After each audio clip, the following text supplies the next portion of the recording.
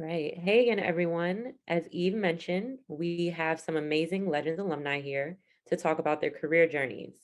Before we jump into our discussion questions, I would like to mention a few things. If you have any questions for specific panelists, feel free to drop them in the chat and we'll get to them or reach out to the panelists directly. You can send direct messages by clicking on the People tab on the left-hand side. We encourage you to reach out after the conference as well, and we'll share their contact information. So to get us started, panelists, please introduce yourselves by stating your name, connection to Dream, as well as your current role and company or school that you're affiliated with. We'll start off with Maria. Hi, everyone. My name is Maria Gerina. My connection to Dream is I am a former player. I played from 2001 to 2004. I also coached an amazing collection of boys and girls up until 2008, I believe. Most recently, I helped with setting the foundation to building the alumni network, and really excited about that project and seeing how it has progressed. Currently, I am the Community Programs Manager at Aswell Green. Thank you, Maria. Jalen? Still not used to the mute button. Hey, Jalen, everyone, this is Jalen America, 2011 graduate of Dream, player, coach. Now I serve on the Dream Ambassador Board and the College and Career Committee, and I'm a third-year law student at Notre Dame Law School. Thank you. And Davian? Hello, everyone. My name is Davian. My connections in Dream, I started out in Real Kids and worked part-time in Team Builders. Dream's been supporting me for a very long time. Currently, I'm an entrepreneur, founder of Canals Visuals, and that's what I'm doing right now. Thank you. All right, so Davian and Jalen, this is for you. Were there people who supported you in your career pursuits? Who were they and how did they help you? So I don't mind starting. I actually have two in mind. Since I'm an entrepreneur, but also a creative, each mentor supported both. First one was in high school. His name was Samad. He taught me all of my Photoshop, Illustrator, and creative skills. And he just was that person who just drove the skills and supported me and my creative. And the other one was Andrew Coven, who is a great business mind, and he continues to deal into many business ventures, and he's a venture capitalist, and he just taught me the other side of what I do, which is the structure of businesses and business models and just the finances behind just running your own business. So both of them helped me throughout my career, just balancing both creative and business at the same time. Davian's lucky. I don't know if I can narrow it to two, but I would start with my parents, of course, whether it was support or force, but just naturally my mom wanted the best for my brother and I. So support came in all kinds of angles. You go through the ebbs and flows and figure things out. So my parents first. I've had a host of coaches, many of which who are at Dream, RBI. I've had high school coaches, mentors that I've gotten throughout my professional career, throughout law school, many of them, some of them who are on our Dream board, some are who are staff members at Dream. So I would say, to answer, I would probably say just my community. So growing up where we all grew up from, I think that naturally inspired me and supported me in weird ways to kind of chase some of the things that I'm chasing. And just, I would also say just Dream, the students, being able to live only 2 avenues away from Dream for most of my life. I think you naturally get inspiration from there, and whether it's Rich or Eve or Colleen, making, checking in on someone every time I pass by or just shooting a text. So I would say I've had my entire community that supported me and definitely allowed me to get to where I am now. Thank you. We'll come back to you, Jalen, in a moment, but Maria, did you always know that this would be the career path for you, and what led you to choosing it? So yes and no. I started out as a teenager through what most probably have working with summer youth. And my second summer youth job was with RBI, working as a coach with real kids. And since then, I've worked with Harlem RBI. I was a player, I was a coach, but I was also working, right? So whether it was after school, working on Saturdays, working on the field. So I've always been involved with RBI professionally. And that's probably where the foundation of my my professional growth had started. Did I think I was going to work with kids forever? No. I left home and I did everything that I could under the sun, whether it was Kmart, Walmart, went to college, worked at the airport. I was a ramp agent lugging those bags into the airplanes. And I thought I was going to go all the way to the top in that company. And I said no, because winter showed. That was not for me. So I went to school, became a massage therapist. Not for me either. I still do it, but still, it's not my passion. Then I got a job as a program coordinator with an organization called Playworks. And basically my job was to be in a school, be within that community and run recess and multiple programs. So from volunteerism to junior coach meetings, to sports. And I was just like, oh, okay. I guess I did miss this, right? So I started my journey with them about 2 years. From there, I transitioned to another amazing organization, Harlem Children's Zone, and I was the sports and fitness specialist. And then I saw that not a lot of people had training on how to work with youth. So I was just like, maybe this is something I want to do. And with that, I applied for a position at Asphalt Green. And with my journey, it's been 6 years now. They have allowed me not only to run an amazing, massive recess program, I also have an opportunity to train people on how to work with youth. I have the opportunity to train people internationally on youth development. I've also had the opportunity to work with multiple sports. So that has been an amazing experience so far, because it's kind of taken everything that I wanted to do and kind of boiled it up into one thing. So now it's kind of hard to choose. So I get that right now I have the opportunity to manage multiple programs that service youth throughout the community, as well as have the ability to train adults on how to properly lead youth in different activities. So it didn't start it out with a yes, but it definitely has put me on track. And there's some ideas on what the next steps are, but it has been a journey nonetheless. You have done it all, Maria. Jalen, same question. Did you always know that this would be the path that you would take? I did. I always knew I wanted to be a lawyer, but my path wasn't as straightforward as I thought. I thought I would go to college, graduate, go to law school. Did corporate finance for 4 years. Originally, it was supposed to be 2 years. I swore I was going back up to 2 years. 2 years turned to 4 years. And now here I am, finally about to graduate. But I did always know something I wanted. Just the way in which I would go about it kind of changed throughout time as I talked to people and kind of got more information. What led me to it would probably be just being on the train in New York City. And I remember I would always see people in suits, but weren't quite sure where they were going. And then I eventually talking to people on the train, they were like, I'm a lawyer. And I was like, didn't quite know what that was besides what we're seeing on TV. You know, SVU's been around forever. You know, think of all those type of shows you have a good sense of. And I thought it was cool. I thought the mastery of law and, finance, all of those put together made a lot of sense. I like the suits too. I was naturally attracted to that. So as I went on, I started to get a better sense of what particular area of law, and that shaped as I got older, got some internship experiences, but always knew I wanted to do it. Wasn't quite sure of the path that it would take, but glad I'm here now. Thank you. That was, I think everyone can attest as an adult that you don't always know where you're going. And it takes a few questions along the way, even some people on the train, to help you figure out some things. Davian, I'm going to turn it over to you. What has been the most challenging part of navigating your career path?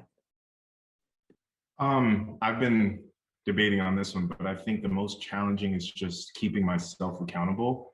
As an entrepreneur, it's just you in the mirror. So you get to set your time that you start working, the time that you stop working, in comparison. to that. So it's just really keeping yourself accountable on a daily basis, and time management is another one I would say, but that still goes with self accountability, because if you're not keeping your schedule right and just keeping your mind and just the health of the business right, it kind of just falls on you. So I would say that's kind of been the most challenging aspect of just being an entrepreneur.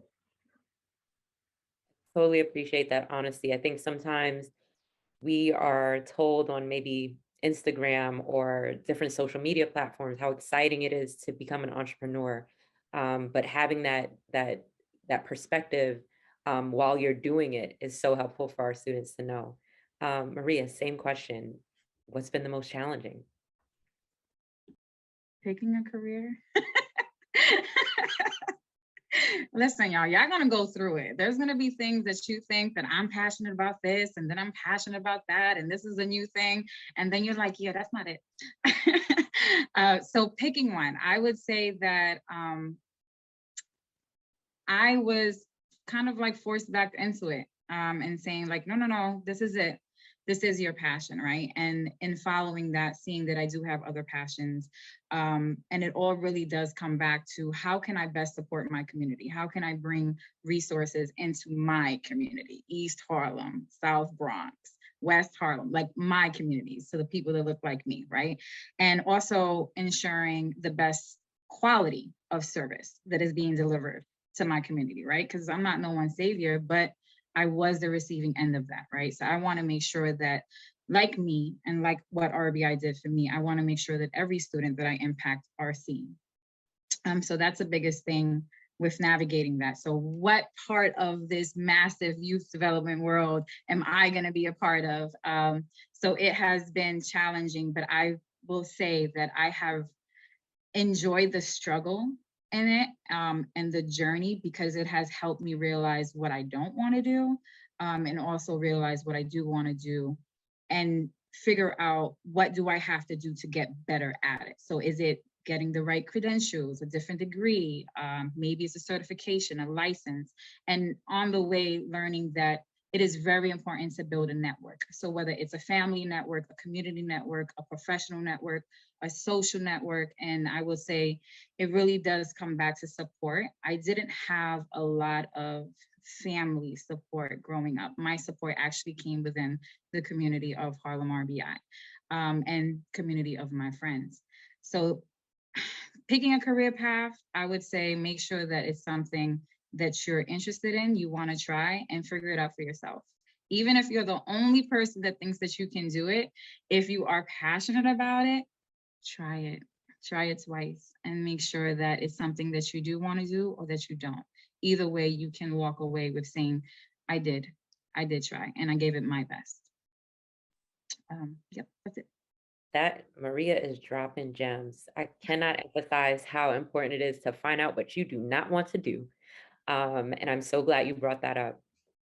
All right, so this is our last question. I would love to hear from each of you. What advice would you give legends to help them navigate their career journey? Anyone can start. Yeah, I'll start that one.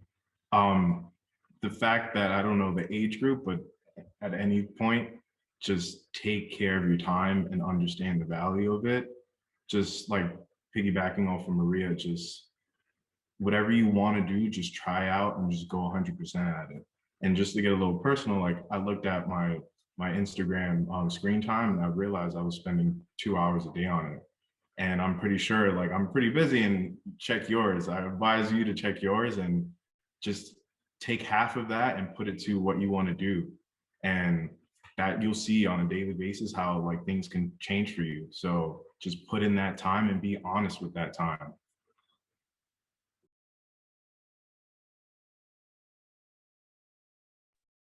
Jalen or Maria?